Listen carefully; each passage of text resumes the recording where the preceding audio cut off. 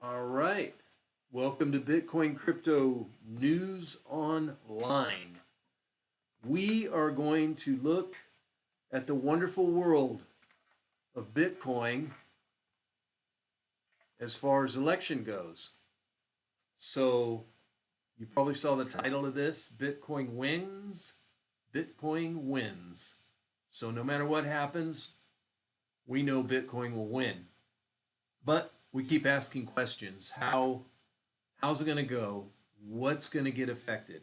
Well, before we get into that, let us look at the charts right now. Bitcoin has made a jump. We have touched 70,000 in the last couple hours. We are up 3% over the last 24 hours. Ethereum is up 0.6%. And the top 10, of course, Bitcoin, Ethereum, Solana, XRP, Dogecoin, Lido staked ETH. I don't know that that's really that interesting.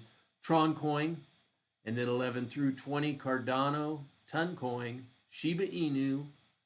We got Avalanche, Wealth, Chainlink, Bitcoin Cash, and Sui slamming up to number 20. Amazing.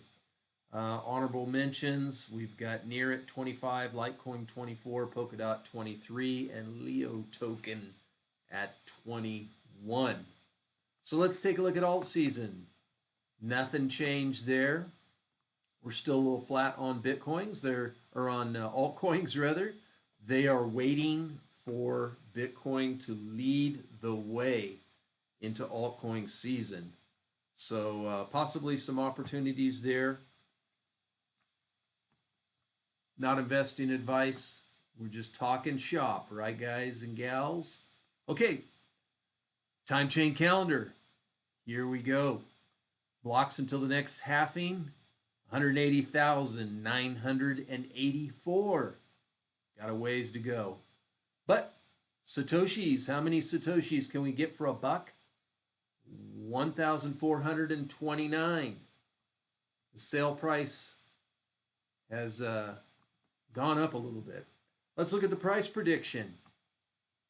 I don't think it's updated since yesterday. Looks like it's the same. 5-day at 79.7, 1 month at 91K, 3 month at 95K. So we'll see if this pump sticks and we go up because of the reverse head and shoulders that we talked about last day or two. So here's why today's U.S. election matters for crypto. Nikhilesh D tells us here at CoinDesk, which CoinDesk also has an election watch today, an election watch. If you want to check that out, that could be pretty fun. It just goes into a lot of the topics. What's going to happen to cryptocurrency? What's going to happen to Bitcoin? Let alone what's going to happen on the landscape of the United States. To me, it's pretty much a no-win situation, right? Either you end up with a party you don't like or you end up with a lot of unrest. Either way, right? But there is a clear winner in the crypto narrative, and that would be the Republicans. Love it or hate it, it's just the way it's panning out. So there is a thought that in all these races across the country, 435 races in the House of Representatives, 33 races for the Senate, and then our White House president, Madam President, or Mr. President, as it will turn out to be. This could be an advantage for those on the Republican side who are advocating crypto regulations. There are some Democrats that are advocating for crypto regulations. They just seem to be such a minority. There is some news from the Harris campaign that there is some hope for cryptocurrency, but we're not hearing any plans. We're not seeing anything substantial. So we'll have to see. We've got a lot of Democrats that are openly anti-crypto for the huge part of their career. And maybe they've said, oh, I don't want to take away crypto in these last moments, but they have done nothing but talk bad about it. So we just have to look at the facts, right? Libertarian candidates should be very open to cryptocurrency. If you're going to vote third party, most people don't recommend throwing your vote away, they call it, but that's up to your conscience. You do you, and I will do me. So, yeah, what kind of things are happening? Well, if we break it down, we have the potential of a president who will push a crypto agenda with several people in his current cabinet that are supporting it, such as his VP, such as R.F. Kennedy. So this is a good thing. Also, he's gotten support from other people who seem to be pro crypto. He's gotten a lot of support lately from people you wouldn't expect, like Elon Musk, who was once a Democrat, and Joe Rogan, who's always been a Democrat, I think. So, yeah, pretty unusual things happening. But the FIT 21 bill is supposed to be to enable the financial innovation and technology for the 21st century, and that's what it's called. That's what ACT it is. So, yeah, we know Trump will sign it, according to his words. Of course, he seemed to try to keep most of his promises, I believe. Most people who call him on it say he did, or he did keep as many as he could. He didn't get the support from the House and the Senate. So this time around, would it be more than just a executive action? Could it be actual law from the Senate, from the lawmakers? That would be great. Chuck Schumer, Democrat, currently the majority leader, told listeners at Crypto for Harris event that he believed it would be possible to pass a crypto bill by the end of 2024. I think that time is just about up. So who knows? The FIT 21 bill is being championed by Representative Patrick McHenry, who has long odds of becoming law this year, but the bill lawmaker have brought up the most, this has been the bill brought up the most when talked about in recent months. Representative Andy Barr, Republican running to succeed McHenry as chair of the powerful House Financial Service Committee, said last month the bill would be reintroduced next year if it doesn't pass and become law this year. So that would be interesting. So if we don't get it done in Congress, then there is, it says it does present an opportunity for us to look at changes that might improve the product, and that reason it will fail in during the lame duck season if we don't do a good enough job getting enough Democrats on board. So we'll see how that works out.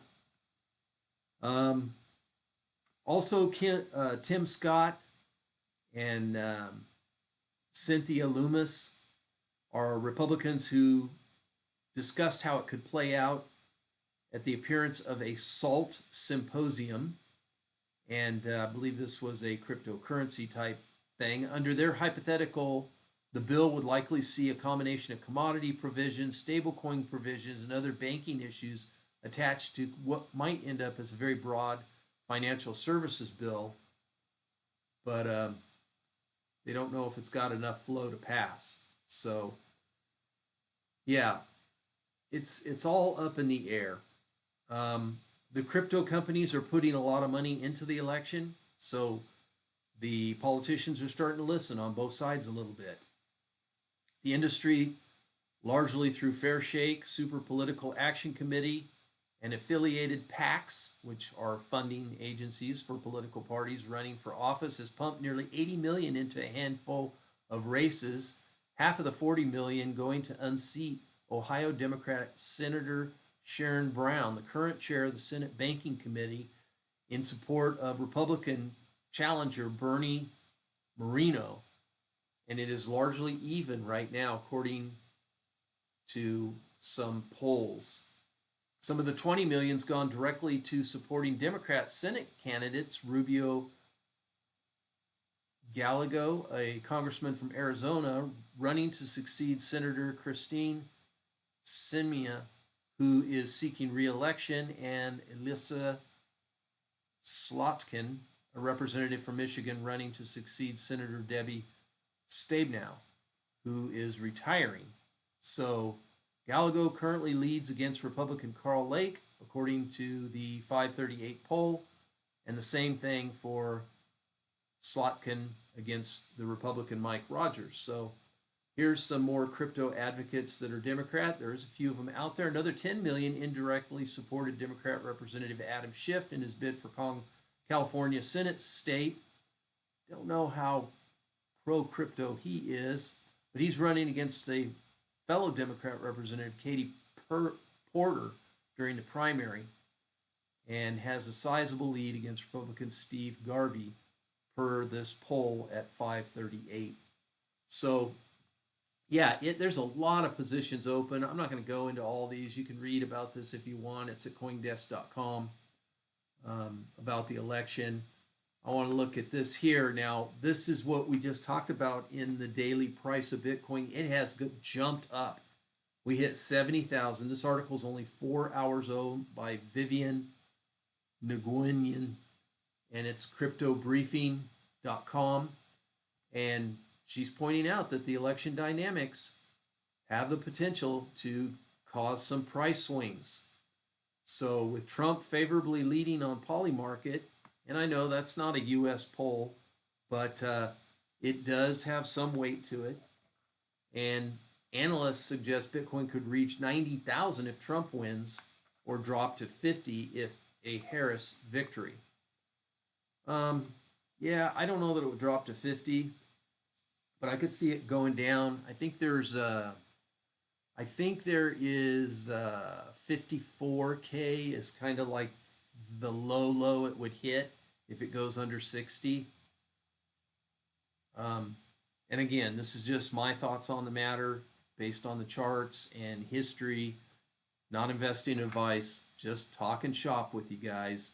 Bitcoin rose over 3%, 70,000 on election day, as Polymarket showed Donald Trump leading the presidential race against Kamala Harris, according to CoinGecko data. Trump's odds of winning the White House climbed to 63% on Polymarket. A lot of people bet money on it. You can see the charts here. She does lead on topics like abortion and things like that, but people are worried about the economy, and we are specifically talking about Bitcoin people. So Bernstein analysis suggests Bitcoin could reach 90,000 if Trump wins, while a Harris victory might push us down to 50,000. Analysts remain optimistic about Bitcoin's long-term prospects, projecting a price of $200,000 by 2025, regardless of the election outcome. So pretty awesome. I think we're going to see some fun stuff here. Here's a UK pension fund investing 3% of assets into Bitcoin. That should help as these investments around the world put more and more money in here. They don't give us a dollar market here or a dollar price, but yeah, undisclosed UK pension fund. So who knows? This should come out eventually, but we'll find out who invested that as soon as possible. All right. So here you go. Again, businesstoday.in, the BT Business Today. Donnie DeCruz tells us here that the upcoming presidential election has become a focal point of the cryptocurrency sector, saying it may significantly shape global crypto regulation and market dynamics. So we know all that. What do you think? What do you think is going to happen with the election? I'm going to have to get some sleep here pretty soon because I have to go to work tonight. But I don't think it's going to make a big hill of difference. If it does, I think it'll just be a temporary bump. Bitcoin wins no matter what. Even all these analyses and analysts have said they have these big price projections no matter who wins. And I think everybody's kind of on that page that we haven't seen the top of Bitcoin yet. It is yet to come. The charts indicate that. The cycles, the election cycles indicate that when there is an election following happening, that, there's some good times. So I'm going to leave you with that. I'm really tired. If you could like and subscribe, that would be great. If you could share this, that would be even better. Really appreciate it. We have lots of social media. You can check out our links. I made a book a while back. Haven't plugged it in a while. Bitcoin Equals Freedom by Shane Ripley. Bitcoin, will it create freedom? I'm not the best writer, but some interesting thoughts in there. You can get a digital copy for free if you have a Kindle. If you don't, I think it's like 99 cents or $1.99. The hard copy is like $5 or $10 shipped to your door. So appreciate you guys tuning in, and a like is just wonderful. Thank you very much, and have a great day. I am out of here. OUT out.